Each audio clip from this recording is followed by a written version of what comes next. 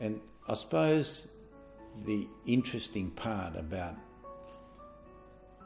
throughout my involvement in the various projects, and Gidegannup was the first one. The second one was, I'd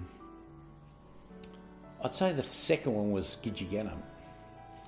And then there was Kabbalah. And then Kabbalah 1 and 2, because we built the hangar in Kabbalah and then moved it. And the final one that I worked on was at Kanajahari, which was again, very similar.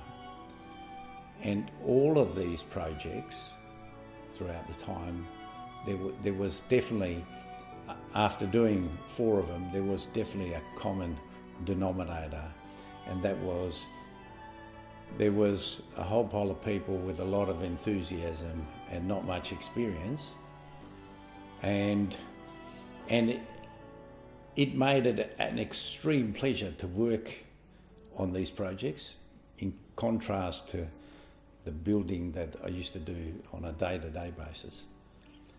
And really the building had nothing to do with it. It was never about the building, interestingly enough. Although, as it started, when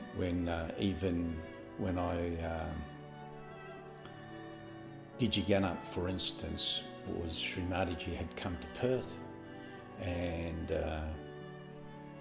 we had just finished, or in the process of building a bit of an ashram, or renovating an old house where a number of us were living. And I remember Shri Mataji saying, well, this is very nice, but you should go out and look for a bigger place and do it up.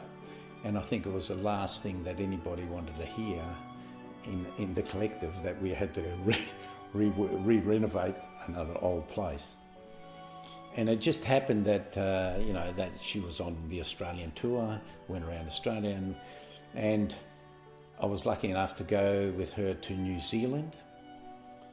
And it was on our way back from New Zealand, sitting in an aeroplane with her, she asked me, she says, "Oh, you build these hangars?"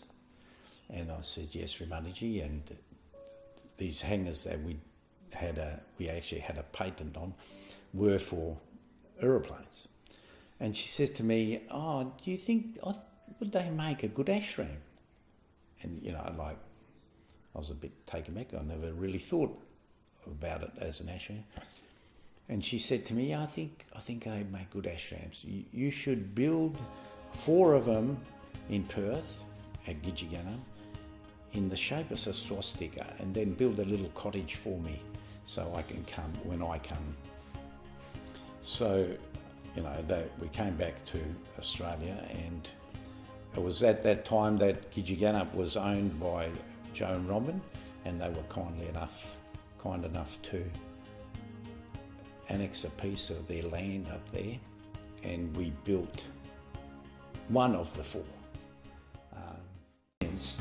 That it was never about the building. We spent virtually weekends going up there, a group of us, and basically having a good time. And by the way, we ended up with a building. Similarly, I got a phone call when I was in the Middle East working, and she says, "Oh, we need a hangar, one of your hangars in Kabbalah." And so obviously I was in the Middle East. She wanted me to organise the thing, so I got the hangar built in Australia. It was fabricated here in Perth, placed in a container and shipped to Italy. And then I flew to Italy to organise the erection of it.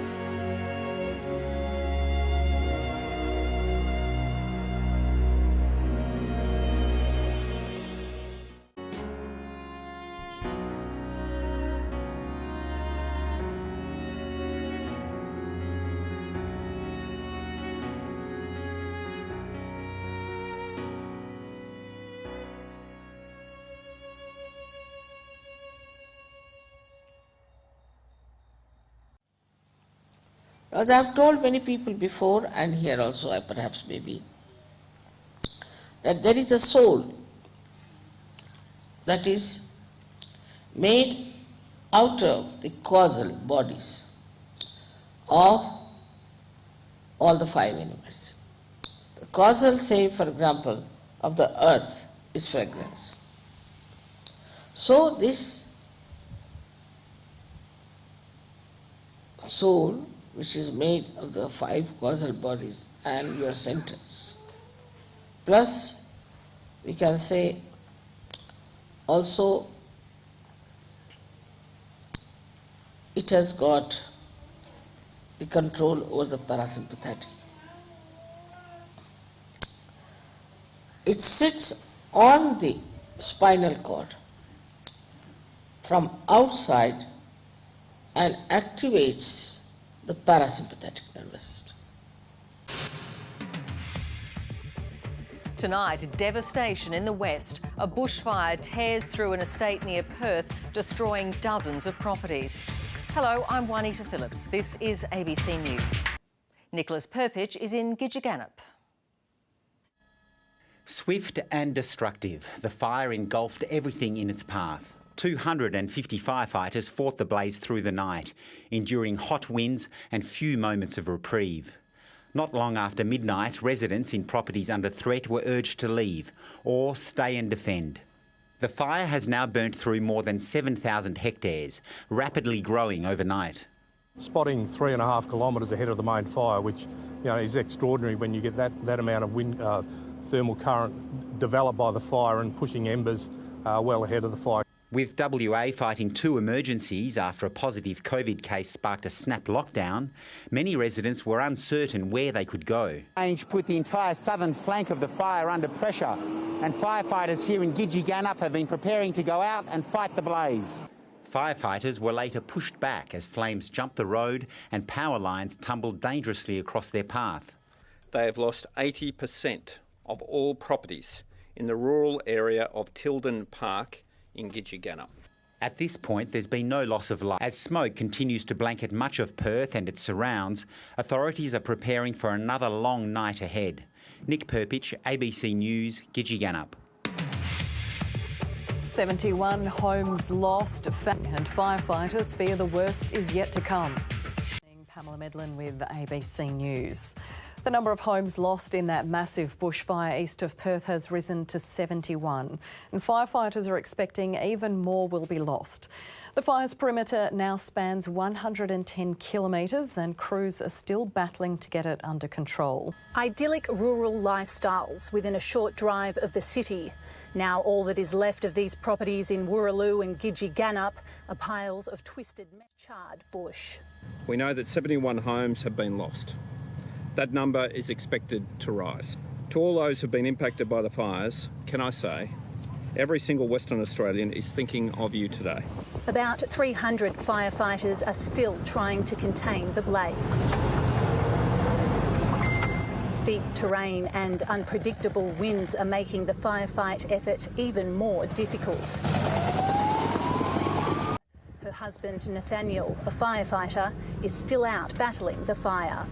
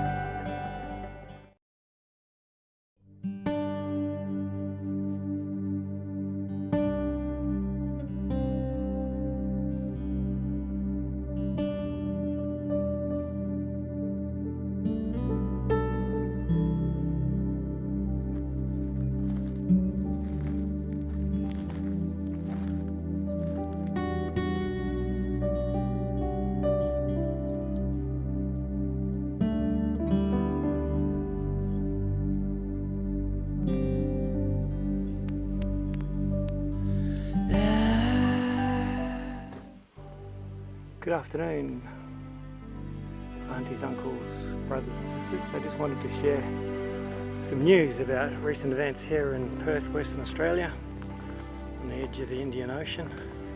We recently were subject to a fire, a devastating fire that resulted in the loss of 86 homes in the local area. It began a few days ago. There you go, there's Shri Mataji's house, and the fire came from this direction up the road, and as you can see, it was quite a severe fire. One of our Sahajogis was at work treating a client when that client shared a story about the fire he was fighting, and in that story